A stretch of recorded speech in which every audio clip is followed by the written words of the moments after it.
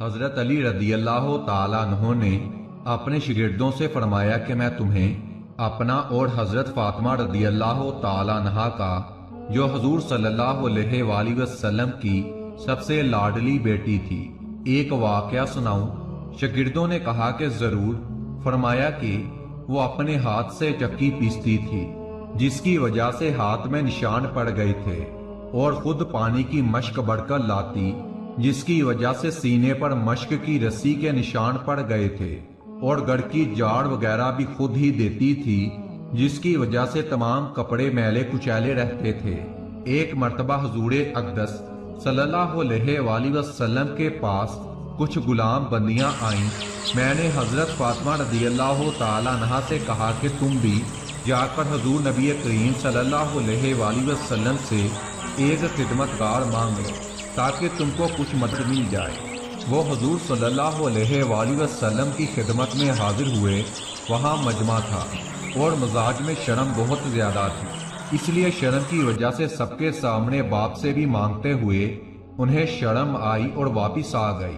دوسرے دن حضور صلی اللہ علیہ وآلہ وسلم خود تشریف لائے اور فرمایا کہ فاطمہ کل تم کس کام کے لیے آئی تھی؟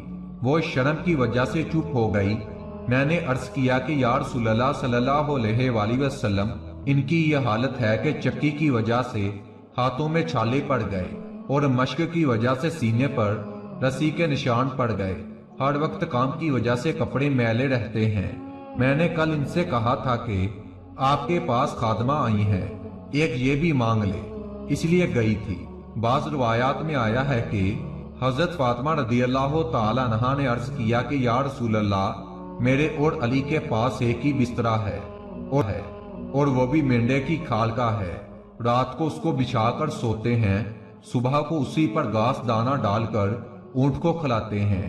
آپ صلی اللہ علیہ وآلہ وسلم نے ارشاد فرمایا کہ بیٹی صبر کر۔ حضرت موسیٰ علیہ السلام اور ان کی بیوی کے پاس 10 برس تک ایک ہی بسترا تھا، وہ بھی حضرت موسیٰ علیہ السلام کا چوغا تھا۔ رات کو اس کو بچھا کر سو جاتے۔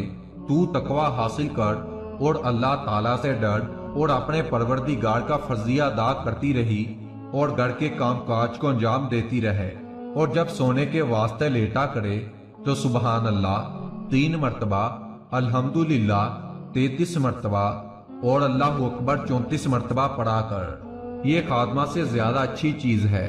حضرت فاطمہ رضی اللہ تعالیٰ عنہ نے عرض کیا، میں اللہ اور اس کے رسول سے راضی ہوں، یعنی جو اللہ اور اس کے رسول کی رضا میرے بارے میں ہو مجھے باخوشی منظور ہے۔